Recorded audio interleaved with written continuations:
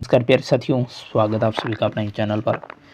REET 2024-25 level 1 वालों के लिए हम मॉडल पेपर देख रहे हैं। प्रैक्टिस सेट सीरीज है ये संकल्प क्लासेज की।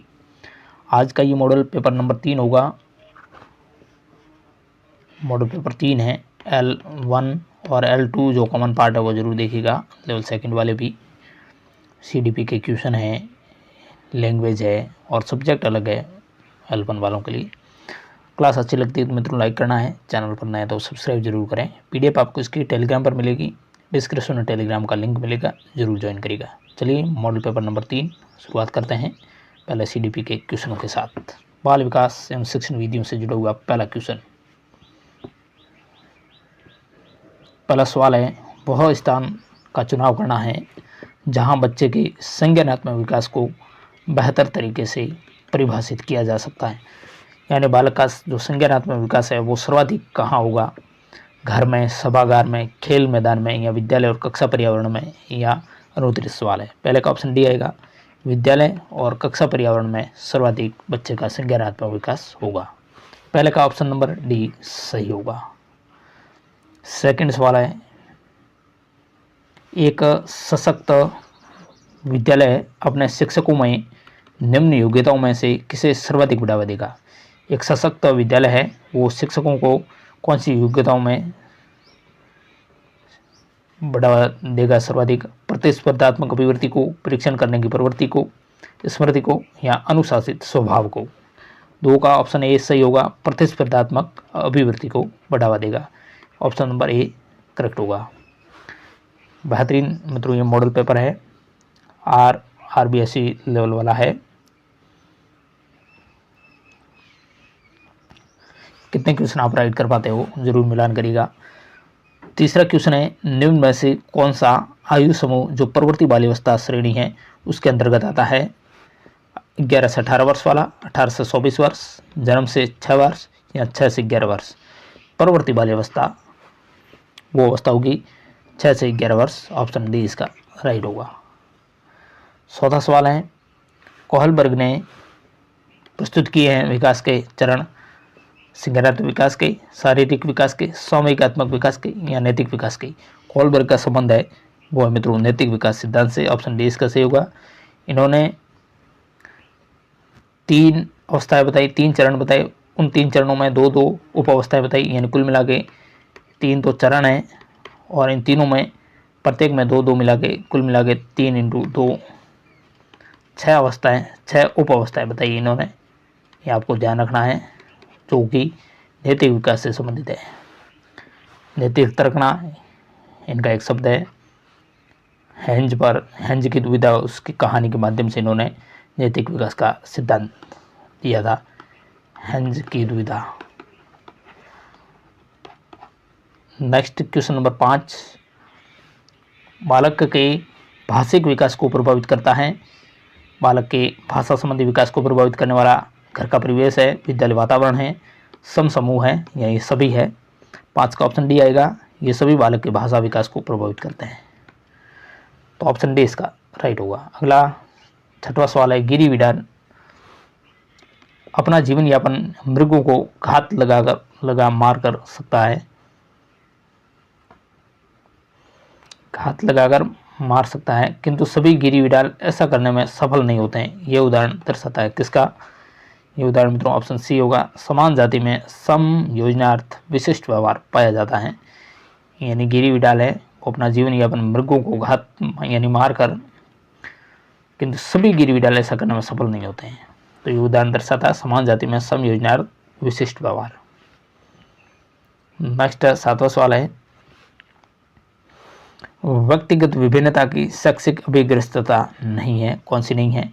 लैंगिक विविधीकरण, पाठ्यक्रम का विभिन्नीकरण, शिक्षण पद्धतियों में परिवर्तन, या छात्रों का वर्गीकरण। 7 का ऑप्शन नंबर ए आएगा। लैंगिक विविधीकरण है वो, व्यक्तिगत विभिन्नता की शैक्षिक अभिग्रस्तता नहीं है। नेक्स्ट क्वेश्चन नंबर 8, 8वां सवाल है, बेहतरीन क्वेश्चन। व्यक्ति की प्रक्षिप्त व्यवहार परक विशेषताओं के कुछ व्यापक स्वरूपों का परीक्षण कर मानव व्यक्तित्व को समझना कहलाता है। क्या कहलाता है? वो कहलाएगा प्रारूप उपगम। ऑप्शन सी आएगा।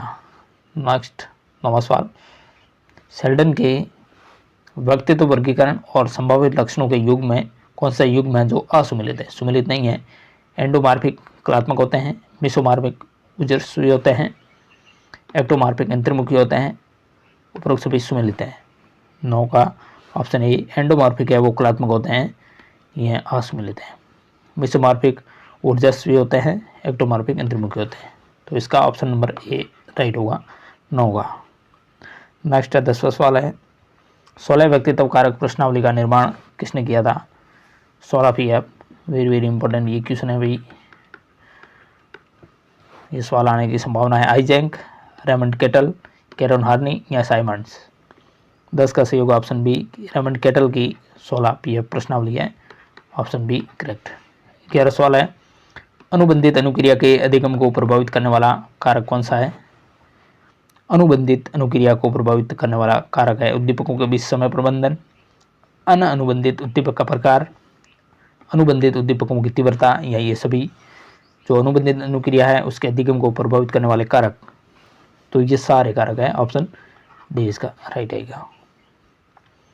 12वां सवाल है, बांडुरा का जो सामाजिक अधिगम यानी प्रेक्षणात्मक है उसका पद नहीं है, यानी क्या शामिल नहीं बांडुरा के सामाजिक अधिगम में? अनुकरण, अवधान, धारणा, प्रेरणा। सही ऑप्शन ए आएगा, अनुकरण है वो, पांडुरा का पद नहीं है, ऑप्शन ए। नेक्स्ट 13वां क्वेश्चन, नीचे 2 वाक्य दिए गए हैं, इनका अध्ययन कर बताइए कि कौन सा सही है। लोग समस्या का सामना करने में निपुण होते हैं। कथन सेकंड है कि अभिप्रेरित होने पर शीघ्र समस्या का हल होता है। तो कौन सा सत्य है वो बताना है, ऑप्शन नंबर सी, दोनों है वो सत्य है। नेक्स्ट क्वेश्चन नंबर 14, जो अभिप्रेरणा चक्र है उसका घटक कौन सा है? आवश्यकता व अंतर्नोद, उद्वेलन व उपलब्धि, लक्षित व्यवहार व उद्वेलन कमी, या ये सभी अभिप्रेरणा चक्र के घटक है, ऑप्शन डी ये सभी। नेक्स्ट क्वेश्चन नंबर 15, मैकडूगल के जो वृत्तात्मक सिद्धांत है उसके अनुसार युयुत्सावर्ती से संबंधित संवेग कौन सा है? युयुत्सा यानी युद्ध करने की इच्छा, कौन सा संवेग आएगा? यह मूल प्रवृत्ति है युद्ध करने की इच्छा, संवेग इनसे संबंधित होगा भय, घृणा, क्रोध या कृतिभाव। सही होगा ऑप्शन नंबर सी, क्रोध। क्रोध आएगा तो युद्ध करने की इच्छा आएगी, ऑप्शन सी। 16वां क्वेश्चन है, अधिगम अक्षमता सिर्फ शैक्षिक न्यूनता नहीं है, यह न्यूनता मस्तिष्क क्षतिग्रस्तता, पढ़ने की दक्षता में समस्या और अधिक क्रियाशीलता जैसे गुणों का समूह है। तो यह कथन है वो किसका है अधिगम अक्षमता के बारे में? ये कथन देने वाले और बेहतरीन ये कथन भी है, इम्पोर्टेंट सवाल है 16वां। इसका सही होगा ऑप्शन सी, ये सैमुअल क्रिक की परिभाषा है। अधिगम अक्षमता शब्द है वो सैमुअल क्रिक ने दिया था। नेक्स्ट क्वेश्चन नंबर 17, निम्न में से जो डिस्लेक्सिया विकार है उसका लक्षण कौन सा नहीं है, ये पहचान करनी है। पढ़ते समय स्वर वर्णों का लोप होता है, बिल्कुल सही है, क्योंकि ये डिस्लेक्सिया पढ़ने संबंधित बीमारी है। तो लिखते समय स्वयं से बातें करना ये लक्षण नहीं है, तो ऑप्शन 17 का भी ही राइट होगा। नेक्स्ट क्वेश्चन नंबर 18वां सवाल है, निम्न में से कौन सा विशिष्ट अधिगम विकलांगता का उदाहरण है? विशिष्ट अधिगम विकलांगता का उदाहरण बताना है, ऑप्शन ए सही है, मानसिक मंदता है वो विशिष्ट अधिगम विकलांगता का उदाहरण है। नेक्स्ट क्वेश्चन नंबर 19, निम्न में से कौन सा या कौन से मनोवैज्ञानिक बाल अपराध के लिए बुद्धि की न्यूनता और दोष को पूर्णतः उत्तरदायी मानते हैं? लोम्ब्रासो व गोडार्ड, हिले व ब्रनर, ब्रनर व मेरिल, या कोई नहीं। 19 का सही ऑप्शन ए आएगा, लोम्ब्रासो और गोडार्ड है वह बाल अपराध के लिए बुद्धि की न्यूनता और दोष को पूर्णतः उत्तरदायी मानते हैं, ऑप्शन ए इसका करेक्ट होगा। क्वेश्चन नंबर 20, एक भली भांति समायोजित व्यक्ति का निम्न में से कौन सा गुण नहीं हो सकता? एक समायोजित व्यक्ति है तो उसका कौन सा गुण नहीं होगा? स्वयं का उचित प्रदर्शन, वातावरणीय कारकों के प्रति असंतुष्टि, महत्वाकांक्षा का उचित स्तर, हालातों से संघर्ष करने की क्षमता। इसका सही होगा ऑप्शन बी, वातावरणीय कारकों के प्रति असंतुष्टि, ये गुण नहीं होकर के असमायोजित यानी जो कुसमायोजित व्यक्ति है उसका ये लक्षण है। नेक्स्ट क्वेश्चन नंबर 21, कक्षा 2 के विद्यार्थी को हिंदी भाषा सीखने की प्रक्रिया के दौरान शिक्षक उपयुक्त शब्द और वाक्य का चयन करते हैं। बालक निम्न में से किस माध्यम से सीखने के प्रतिफल विकसित करता है? किरम काटो द्वारा, कन्वेंशनल लेखन, पुस्तक कोना या डॉट्स व मुखौटे? किसका सही ऑप्शन सी, पुस्तक कोने के माध्यम से, यानी लाइब्रेरी से। नेक्स्ट क्वेश्चन नंबर 22, 22वां सवाल है, एनसीएफ 2005 है। निम्न में से किस क्षेत्र में व्यापक परिवर्तन की सिफारिश की गई थी? भाषा के क्षेत्र में, गणित, विज्ञान या इन सभी में? 22 का सही होगा वो होगा ऑप्शन डी, इन सभी की सिफारिश की गई थी। ये 20वां क्वेश्चन है, सतत और व्यापक मूल्यांकन का आशय क्या है? सतत और व्यापक मूल्यांकन का आशय बताना है। सही ऑप्शन सी है, बच्चे का अधिगम अवस्था में प्रगति जांच है वो, ऑप्शन सी। 24वां क्वेश्चन, सतत एवं व्यापक मूल्यांकन में बालक की प्रगति की तुलना किनसे की जाती है? बालक स्वयं के कार्य से की जाती है। 25वां सवाल है, रचनात्मक और योगात्मक आकलन वर्गीकरण किसने प्रस्तुत किया? सबसे इंपॉर्टेंट ये क्वेश्चन है।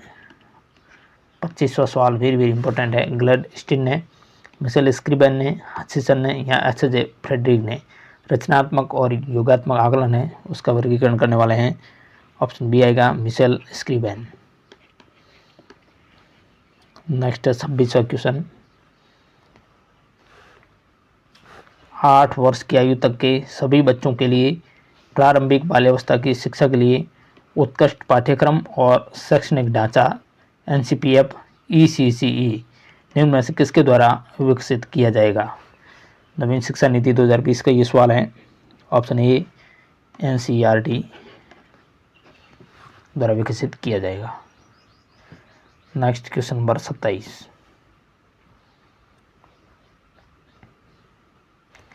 27वां क्वेश्चन है, राष्ट्रीय शिक्षा नीति 2020 के अनुसार रिक्त स्थान के बच्चों को मूलभूत साक्षरता और संख्या ज्ञान सिखाने के उद्देश्यों से शिक्षकों को सतत व्यावसायिक विकास यानी सीपीडी के साथ सम्मिलित और प्रशिक्षित किया जाएगा।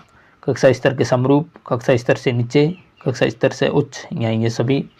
27 का ऑप्शन बी, कक्षा स्तर से नीचे। अगला सवाल 28वां, कक्षा 1 के विद्यार्थियों के लिए अल्पकालीन 3 महीने का खेल आधारित स्कूल तैयार मॉड्यूल यानी स्कूल प्रिपरेटरी मॉड्यूल निम्न में से किसके द्वारा विकसित किया जाएगा? ए व बी दोनों, एनसीईआरटी द्वारा और एसएससीईआरटी द्वारा। बाद में क्वेश्चन 29वां क्वेश्चन जो दीक्षा है इसके फुल फॉर्म क्या विस्तारित रूप बताना है। DIKSH दीक्षा का विस्तारित रूप। सबसे इम्पोर्टेंट ये भी क्वेश्चन है, एग्जाम में आना स्वाभाविक है। ऑप्शन ए आएगा, the digital infrastructure for knowledge sharing Diksha का पूर्ण रूप। The digital infrastructure for knowledge sharing. अलग अलग भी पूछ सकता है इसका, तो ऑप्शन ए इसका राइट होगा। 30वां और अंतिम क्वेश्चन सीडीपी के से जुड़ा हुआ, बालकों के समग्र विकास के संदर्भ में पाठ्यचर्या और शिक्षा विधि का समग्र केंद्र बिंदु निर्धारित किया गया है किनके द्वारा? रटन प्रणाली को समाप्त करना। बालकों के समग्र विकास के संदर्भ में पाठ्यचर्या और शिक्षा विधि का समग्र केंद्र बिंदु निर्धारित किया गया है वो रटन प्रणाली को समाप्त करना। ऑप्शन बी इसका करेक्ट होगा। तो ये थे 30 क्वेश्चन सीडीपी से जुड़े हुए। नेक्स्ट अपना क्वेश्चन है वो है लैंग्वेज, हिंदी के क्वेश्चन। चलिए स्टार्ट करते हैं हिंदी के सवाल। लैंग्वेज फर्स्ट, गद्य से आधारित सवाल है 31 से 35 तक। पहला सवाल, स्वावलंबी जो शब्द है उसका सही विश्लेषण करना है। स्वधन अवलंबी, स्वधन अवलंब धन ई, स्वावधन लंबी या स्वाधनवलंबी। ऑप्शन बी, स्व उपसर्ग है, अवलंब मूल शब्द है और ये प्रत्यय है, इसे स्वावलंबी शब्द पढ़ा है। ऑप्शन इसका बी करेक्ट है। अगला सवाल, औद्योगिक शब्द में प्रयुक्त प्रत्यय कौन सा है? इक है, क है इक है या अइक है। औद्योगिक शब्द में प्रत्यय बेहतरीन सवाल ये ऑप्शन सी इक प्रत्यय है। इक प्रत्यय लगने से जो आगे वाला शब्द है वो हमेशा दीर्घ हो जाएगा, दीर्घ रूप ले लेता है इक प्रत्यय लगने से। तो उद्योग धन इक प्रत्यय से औद्योगिक शब्द बना है। अगला सवाल, दाल रोटी में समास कौन सा है? Easy question. दाल रोटी में समास बताना है। वो समास है द्वंद्व समास, दोनों बराबर दाल और रोटी, दोनों पद प्रधान द्वंद्व समास। 34वां सवाल है, आलसी रेखांकित है। व्यक्ति दाल रोटी का जुगाड़ भी नहीं कर पाते हैं। वाक्य में रेखांकित शब्द का पद कौन सा माना जाएगा? ये ऑप्शन ए आएगा, ये गुणवाचक विशेषण है, आलसी है वो गुण है। 35वां सवाल है, उनके लिए तो रसोई घर का प्रबंधन करना कठिन हो जाता है। वाक्य में प्रयुक्त संज्ञा शब्द कौन सा? इनमें से संज्ञा शब्द बताना है। उनका रसोई घर प्रबंधन करना या कठिन। 35 का राइट होगा वो होगा ऑप्शन बी, रसोई घर इसमें संज्ञा है। अगला गंध्या से 36 से 40 के प्रश्नों के उत्तर देने हैं। गंध्या से आधारित सवाल, आपसी टकराव होते थे, वाक्यांश का काल कौन सा है? आपसी टकराव होते थे, इस वाक्यांश का काल है वो है भूतकाल। अनुभव सबसे बड़ा शिक्षक होता है। रेखांकित वाक्य का लिंग है शिक्षक, स्त्रीलिंग है, पुल्लिंग है, उभयलिंग है या नपुंसक लिंग है? शिक्षक है वो पुल्लिंग है, ऑप्शन बी इजी क्वेश्चन। 38वां सवाल है, निम्न में से किस शब्द का बहुवचन नहीं बनाया जा सकता है? यानी हमेशा वो एक वचन में ही रहेगा। संकल्पना, कहावत, निरंकुश या अनुभव? ऑप्शन सी निरंकुश हमेशा एक वचन रहेगा, बहुवचन कभी नहीं बनेगा। 38 का करेक्ट होगा वो होगा ऑप्शन सी। संकल्पनाओं हो सकता है, कहावतें हो सकता है, अनुभव हो सकता है, लेकिन निरंकुश का हमेशा यही रहेगा, एक वचन ही। 39 सवाल है, मानव जंगल में ही रहता था, वाक्य से क्या निष्कर्ष निकालना संभव है? मानव जंगल में ही रहता था, वाक्य से क्या निष्कर्ष निकलता है? ये सभी निष्कर्ष निकल सकते हैं। मानव में शहरीकरण की प्रवृत्ति नहीं थी उस समय, मानव सभ्यता उस समय ग्रामीण थी, मानव आवास मुख्यतः वन्य क्षेत्र में थी। 40वां सवाल है, अनुभव रेखांकित है, सबसे बड़ा शिक्षक होता है, ये शब्द क्या दर्शाता है? रेखांकित शब्द यह दर्शाता है मित्रों कि अनुभव से ही बहुत कुछ सीखा जा सकता है, ऑप्शन बी। 41वां क्वेश्चन है, कौन सा युग्म असुमिलित है? युग्म असुमिलित है, वाक्य का प्रकार है और उनके उदाहरण है। 41 का करेक्ट है वो है ऑप्शन सी, इच्छावाचक वाक्य। वाह कितना सुंदर दृश्य है, अभी है विस्मयदिबोधक आश्चर्यजनक ये वाक्य इच्छावाचक नहीं है। आज्ञावाचक वाक्य, अनुचक अपना कमरा साफ करो। संकेत वाचक, वर्षा न होती तो खेती सूख जाती। संयुक्त वाक्य, भूपेंद्र आया किंतु भरत चला गया। यह विस्मयदिबोधक है, ना कि इच्छावाचक। तो ऑप्शन सी इसका करेक्ट होगा, असुमिलित है। 42 क्वेश्चन है, माँ ने कहा बड़ों का आदर करना चाहिए, वाक्य में कौन सा विराम चिन्ह प्रयुक्त नहीं हुआ है? 42 का इजी सवाल ऑप्शन सी इसका है, माँ ने कहा बड़ों का आदर करना चाहिए, वाक्य में कौन सा विराम चिन्ह प्रयुक्त नहीं हुआ है?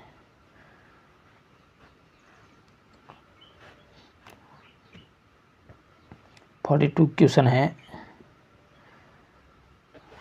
42 का ऑप्शन सी है, ये विराम चिन्ह प्रयुक्त नहीं हुआ, ऑप्शन सी। 43 सवाल है, विराम चिन्ह के प्रयोग की दृष्टि से अशुद्ध वाक्य कौन सा है? शुद्ध नहीं है, ऑप्शन बी आएगा, सुभाष चंद्र बोस ने कहा दिल्ली चलो। ये विराम चिन्ह के प्रयोग की दृष्टि से अशुद्ध वाक्य है, सही प्रयोग नहीं हुआ विराम चिन्ह का इसमें। 44 क्वेश्चन, लोकोक्ति जैसा देश वैसा भेष, इसका आशय क्या है? इस लोकोक्ति का अर्थ है जहाँ रहे वहीं के नियम, ऑप्शन सी। नेक्स्ट 45वां क्वेश्चन है, 45 क्वेश्चन, छछूंदर के सिर में चमेली का तेल, इसका आशय क्या है? वेरी वेरी इंपॉर्टेंट ये लोकोक्ति है। 45 सवाल है, इसका सही होगा ऑप्शन नंबर सी, कुपात्र द्वारा श्रेष्ठ वस्तु का उपयोग करना। पात्र है नहीं लेकिन श्रेष्ठ वस्तु का उपयोग कर रहे हैं। हिंदी शिक्षण शास्त्र का क्वेश्चन, निम्न में से पाठ्य पुस्तक का आंतरिक गुण कौन सा है? अंदर का गुण है, आंतरिक गुण है पाठ्य पुस्तक का भाषा। निम्न में से स्वर्ण कौशल विकसित करने का साधन नहीं है। स्वर्ण कौशल किससे विकसित नहीं होगा? प्रतिलेखन से। निम्न में से कौन सा युग्म असुमिलित है? असुमिलित युग्म अनुदेशन है और उनके प्रवर्तक है अवरोही अभिक्रम अनुदेशन थॉमस आर हचिसन का, यह असुमिलित है। रेखीय अभिक्रम अनुदेशन स्किनर और जेम्स ली का है। शाखीय अभिक्रम अनुदेशन नॉर्मन एंड क्राउडर का है और कंप्यूटर अभिक्रम अनुदेशन स्टलूरा का है। ऑप्शन सी इसका आंसर आएगा। ग्रामोफोन, ग्रामोफोन है वो मित्रों है श्रव्य सामग्री। जिनमें से स्लाइड प्रोजेक्टर क्या कहलाता है? स्लाइड प्रोजेक्टर कहलाता है ओवरहेड प्रोजेक्टर। हिंदी भाषा शिक्षण की प्रबोधन विधि की निम्न में से कौन सी विशेषता है? प्रबोधन विधि की विशेषता बतानी हिंदी भाषा में, ये सारी विशेषता है। संज्ञा सूत्र के माध्यम से रचना शिक्षण इसमें करवाया जाता है। छात्रों के ज्ञान की परिधि से बाहर की विषय सामग्री प्रयुक्त होती है। इसे रूपरेखा विधि के नाम से भी जाना जाता है। 52 क्वेश्चन है, व्याकरण शिक्षण का निम्न में से कौन सा एक प्रभावी तरीका नहीं है? व्याकरण शिक्षण का प्रभावी तरीका नहीं है। व्याकरण को उसके नियम कंठस्थ करके सिखाना, यह कोई प्रभावित नहीं हुआ।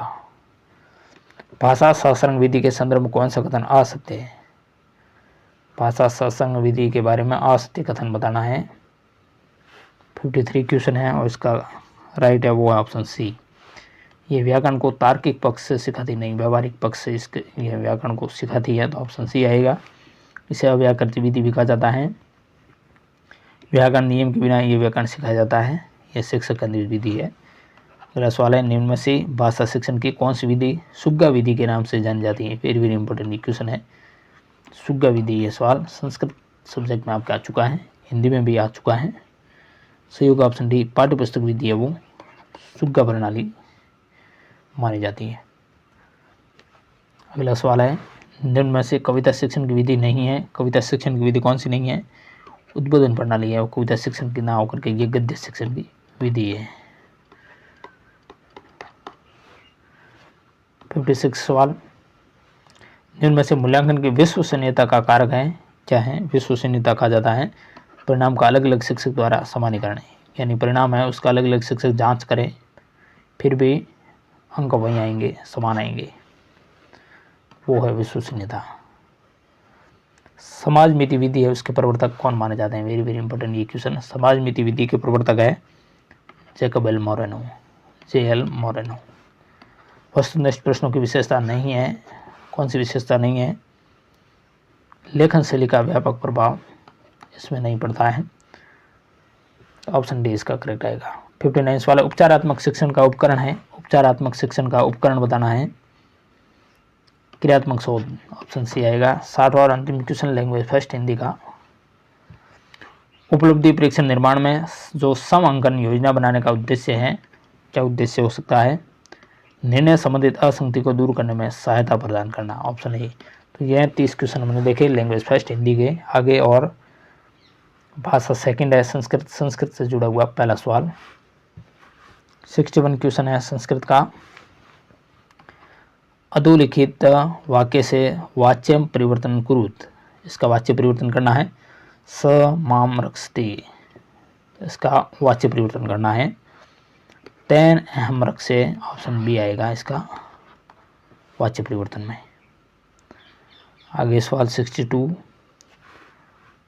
वाक्य मिदम संशोधित अहम नाम गोपाल, वाक्य में संशोधन करना है, संशोधन करना अहम नाम गोपाल, मम नाम गोपाल आएगा ना कि अहम आएगा, ऑप्शन सी। क वर्ग से उच्चारण स्थान वर्तते, क वर्ग का उच्चारण स्थान बताना है। कंठ आएगा, अकुह विसर्जन या नाम कंठा। अ क वर्ग ह और विसर्ग और उपपद मान्यम, इनका उच्चारण स्थान है वो कंठ होता है। ऑप्शन ए इसका करेक्ट है। अगला 64 क्वेश्चन,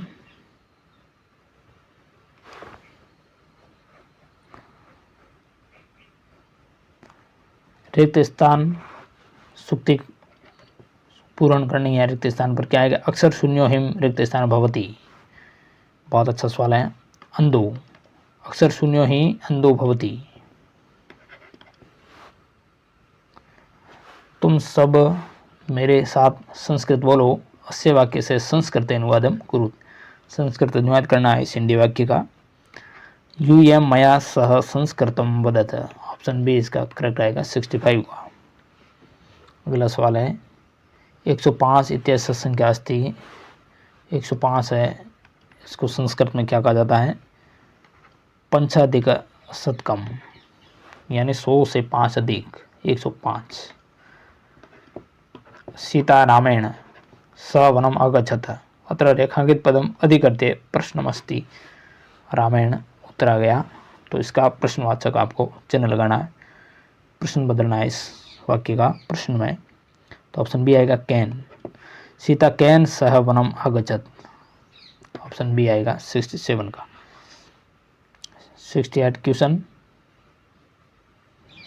माहेश्वर सूत्राणी संख्या कति सन्ति। माहेश्वर सूत्र वो है 14। ऑप्शन बी आएगा। पिता पुत्राय क्रुध्यति, रेखांकित पदे लकार अस्ति। लकार कौन सा है क्रुध्यति में? लट लकार है। मित्रता इत्यस्मिन् पदे प्रत्यय अस्ति। मित्रता में प्रत्यय कौन सा है? बहुत अच्छा क्वेश्चन, तल प्रत्यय है। लघुत्तरात्मक प्रश्नानाम उत्तर सीमा भवेत्। जो लघुत्तरात्मक प्रश्न है उसकी उत्तर सीमा कितनी होती है? वाक्य त्रयम व चतुष्टयम, 3 वाक्य या 4 वाक्य। संस्कृत शिक्षणे संप्रेषण उपागम में कस्य प्रधानता वर्तते। संस्कृत शिक्षण में जो संप्रेषण उपागम है उसमें प्रधानता किसकी मानी जाती है? उसमें प्रधानता होती है पुस्तक की। ऑप्शन ए आएगा। संस्कृत अध्यापने दृश्य सर्वे साधनम किम। दृश्य सर्वे साधन कौन सा है? इनमें से ये सभी है, ध्वनि यंत्र है, दूरदर्शन है और श्यामपट है। सॉरी 73 का करेक्ट होगा। श्यामपट केवल दृश्य है, सर्वे नहीं होगा। तो ये दोनों है, ध्वनि यंत्रम और दूरदर्शन। ऑप्शन ए और बी आएगा इसका। श्यामपट केवल और केवल दृश्य सामग्री है। 74 क्वेश्चन है, भंडारकर पद्धतिया अपरम नाम किम। भंडारकर जो पद्धति है उसका दूसरा नाम है वो है अनुवाद विधि, व्याकरण अनुवाद विधि। व्याकरण अनुवाद विधि भंडारकर विधि का दूसरा नाम। प्रोफेसर रामकृष्ण भंडारकर द्वारा दी गई पद्धति। नेक्स्ट सवाल है, आगमन विधि प्रयोग भवति। आगमन विधि का प्रयोग किसमें किया जाता है? व्याकरण शिक्षण में। मूल्यांकन से वैशिष्ट्यम वर्तते। मूल्यांकन की विशेषता इनमें से कौन कौन सी है? निर्णयात्मक प्रक्रिया है, तो ऑप्शन इसका सी आएगा 76 का। Option C. नेक्स्ट है 77 क्वेश्चन, द्विभाषात्मक प्रविधि आवश्यकम वर्तते। द्विभाषा जो प्रविधि है वो आवश्यक है किसमें? द्विभाषा पद्धति वो अनुवाद शिक्षण में अनिवार्य है। व्याकरण शिक्षण से सर्वाधिक उपयुक्त विधि मन्यते। व्याकरण शिक्षण की सर्वाधिक उपयुक्त विधि है आगमन और निगमन दोनों। प्रत्यक्ष विदो किम न क्रियते। प्रत्यक्ष विदो किसमें नहीं की जाती है प्रयोग? मातृभाषा प्रयोग इसमें निषेध है। मातृभाषा में प्रत्यक्ष विधि नहीं होती। ऑप्शन सी आएगा। 80वां क्वेश्चन है, पद्य शिक्षण से विधि अस्ति। पद्य शिक्षण के इनमें से कौन सी विधि है? ऑप्शन नंबर सी, खंडान्वय विधि है वो पद्य शिक्षण विधि। Option C. आगे गद्यांश आधारित सवाल है, छतुम इत्यत्र प्रत्यय वर्तते। छतुम में प्रत्यय कौन सा है? छतुम में तुमुन प्रत्यय। विशेषण पद वर्तते। विशेषण पद कौन सा है इनमें? विविध। विविध विशेषण है। करिष्याम इत्यत्र लकार वर्तते। करिष्याम में लकार कौन सा है? बेहतरीन सवाल, इसमें लृत लकार आएगा। पुनच्छ इत्यत्र का संधि। पुनच्छ में संधि कौन सी है? इसमें सचुत्वम संधि, ऑप्शन सी इसका करेक्ट आएगा। प्रतिवर्षम इत्यत्र समास, प्रतिवर्षम में समास कौन सा है? सवाल अव्ययभाव समास है, उपसर्ग है इसमें। अगला सवाल 80 से 90 श्लोक आधारित सवाल।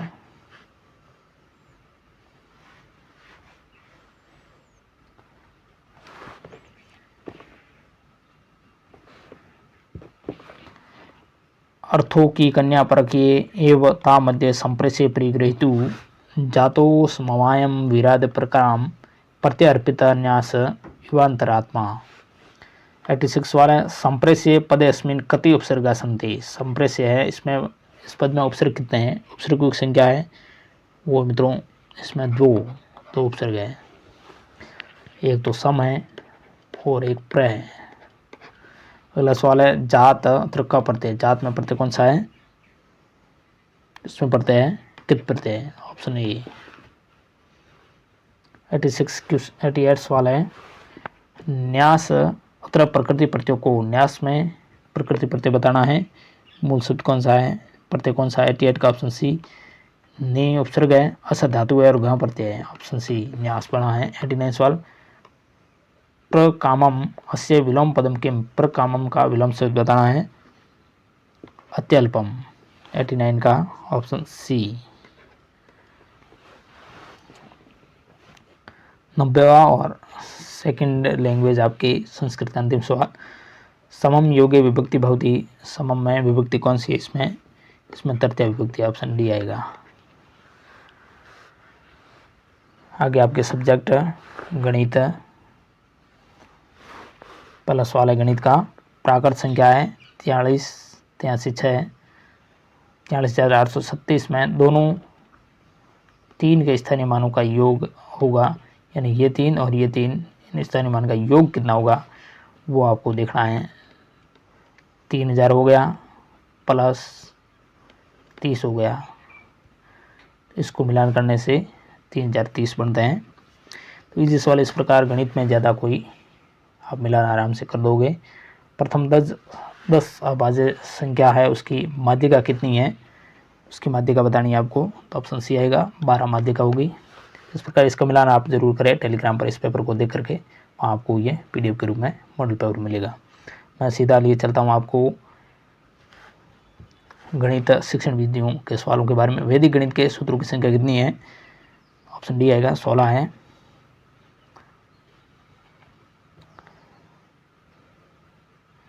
एक और सवाल है, 98 सवाल है, निम्न में से भिन्न के संदर्भ में असत्य कथन का चयन करना है। भिन्न के संदर्भ में सत्य कथन नहीं है, वो है ऑप्शन सी वाला, यानी एक उचित भिन्न और एक विषम भिन्न का गुणनफल उचित भिन्न से कम होता है, यह असत्य कथन है। दो उचित भिन्न है, उसका गुणनफल गुणा किए गए प्रत्येक भिन्न से कम होता है, ये ध्यान रखना है। एक उचित भिन्न और एक विषम भिन्न का गुणनफल विषम भिन्न से कम होगा, और दो विषम भिन्नों का गुणनफल गुणा किए गए दोनों भिन्नों में से प्रत्येक से बड़ा होता है।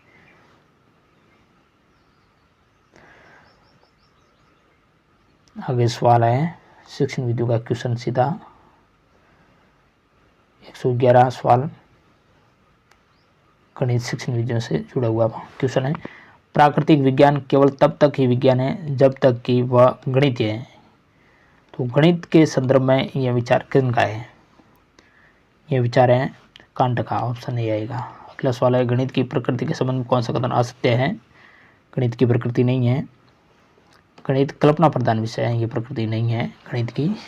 गणित वास्तविक है, ना कि कल्पना आधारित। यह आगमनात्मक और प्रायोगिक विज्ञान भी है, यह तार्किक विचारों का विज्ञान है, इसके निष्कर्ष है वो संक्षिप्त होते हैं। निम्न में से किस भारतीय ने गुणोत्तर श्रेणियों के योग का नियम प्रतिपादित किया था? वो भारतीय थे आर्यभट्ट। अशिक्षित दुकानदार द्वारा उपयोग किया जाने वाला गणित के संबंध में कौन सी युक्ति सही है? शिक्षक को संबंधित समस्याओं को हल करने में वैकल्पिक रणनीति के रूप में कक्षा में चर्चा करनी चाहिए।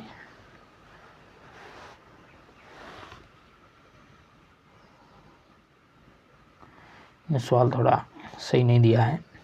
नेक्स्ट सवाल 115वां क्वेश्चन है, निम्न में से द्वितीयक आंकड़ा का उदाहरण है, द्वितीयक आंकड़ा का उदाहरण बताना है। ऑप्शन इसका डी आएगा। विद्यालय के विगत वर्षों के परीक्षा परिणाम, यह द्वितीयक आंकड़ा हुआ। मूल्यांकन प्रक्रिया पुनर्बलन प्रदान करता है, किसको? पुनर्बलन है वो इन सभी को करता है, सॉरी शिक्षक पे, शिक्षार्थी को। 116 का ऑप्शन डी आएगा। शिक्षक और शिक्षार्थी को मूल्यांकन प्रक्रिया पुनर्बलन प्रदान करता है। 117वां सवाल है, निम्न में से मूल्यांकन का उद्देश्य है। मूल्यांकन का उद्देश्य क्या है? सभी है। बालक की सफलता की भविष्यवाणी की जाती है, परीक्षा प्रणाली में सुधार की अनुशंसा है और उपचारात्मक सुधार का मार्ग प्रशस्त करना। किस प्रकार के मूल्यांकन का अभिप्राय बालक को फीडबैक देना है? निदानात्मक मूल्यांकन का अभिप्राय होगा। एक बहुत ही बढ़िया पुस्तक आ रही है, रेमेडियल एक्सरसाइज पुस्तक के लेखक कौन है? बेहतरीन ये क्वेश्चन है, एफ.एल. बिलोब्स। ऑप्शन बी इसका करेक्ट। 120वां और आपके सब्जेक्ट मैथ का अंतिम सवाल, गणित में त्रुटियों की भूमिका महत्वपूर्ण होती है, यह कथन है, यह कथन सत्य है। यह दर्शाती है कि बच्चे को गणित या अवधारणाओं की जानकारी नहीं है।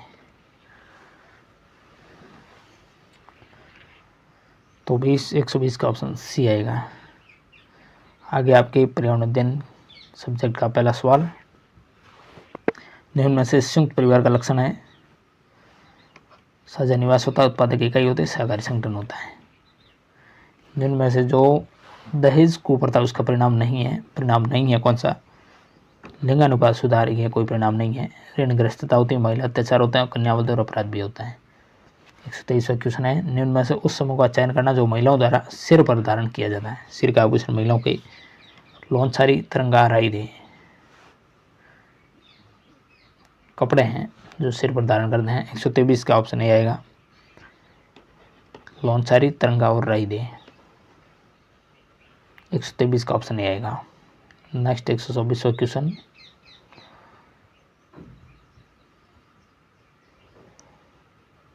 वस्त्र थे जो सिर पर महिलाओं के धारण किए जाते थे, ऊपर वाला सवाल।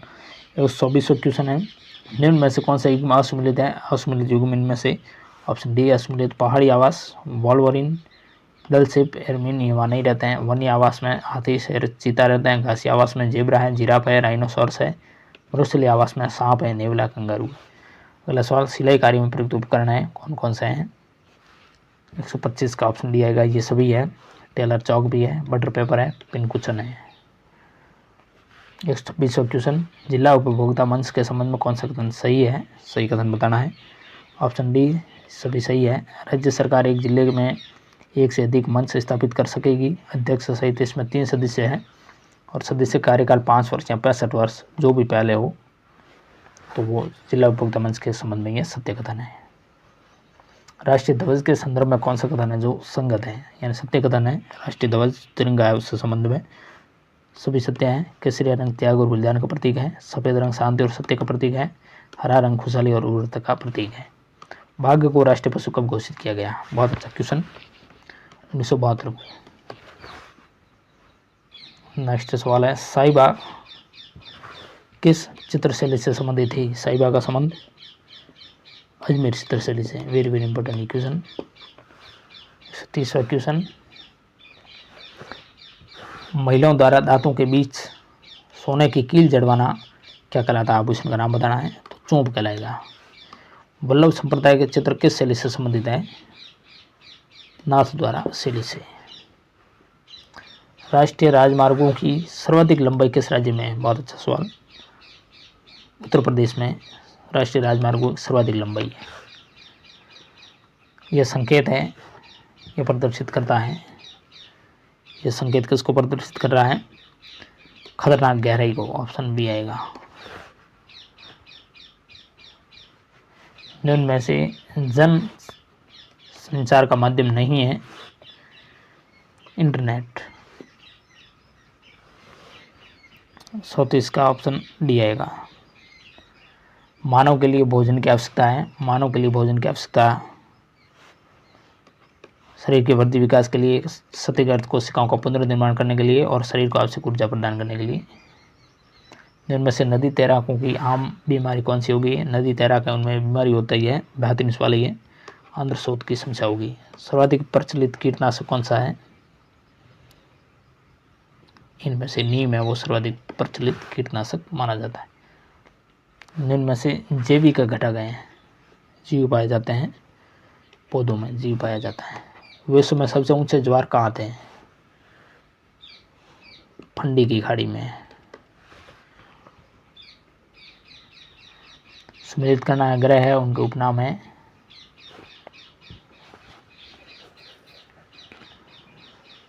सामने वाला ही बृहस्पति, शीतल ग्रह माना जाता है अरुण, लेटा हुआ ग्रह माना जाता है वरुण, जलीय ग्रह है शुक्र है वो सांझ का तारा कहलाता है। Option number C, first second third four, सामने वाला ही सही आएगा। 140 का ऑप्शन सी आएगा। अगला क्वेश्चन, निम्नलिखित में से कौन सा एक पर्यावरण अध्ययन के संबंध में असत्य है? ये व्याख्या और परिभाषाओं पर बल देता है। असत्य कथन है, इसकी प्रकृति एक ही करता है, पाल केंद्रित अध्ययन विषय है, फलक परिवेश में खोज विधि से सीखते हैं। इनमें से कौन सी एक पर्यावरण अध्ययन की 6 मुख्य थीम में शामिल नहीं है? कार्य और खेल नहीं है, भोजन, आवास, हम चीज कैसे बनाते हैं, ये सारी है।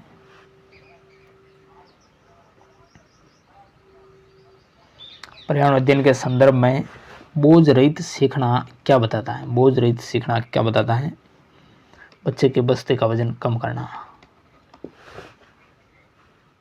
पर्यावरण अध्ययन के अधिगम का सिद्धांत कौन सा माना जाता है? इनमें से ये सारे सिद्धांत आवश्यकता का सिद्धांत है, उपयोगिता का सिद्धांत, जीवन से उपयोगिता का सिद्धांत।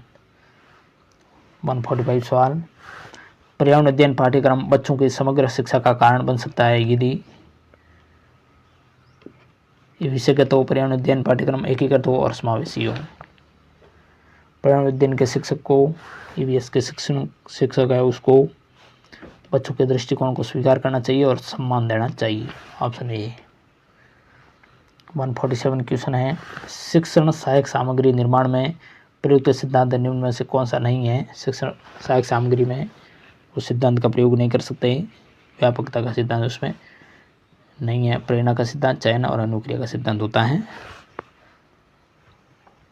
प्रौद्योगिकी के आधार पर सहायक सामग्री का प्रकार नहीं है, ई लर्निंग कोमल और कठोर होती है।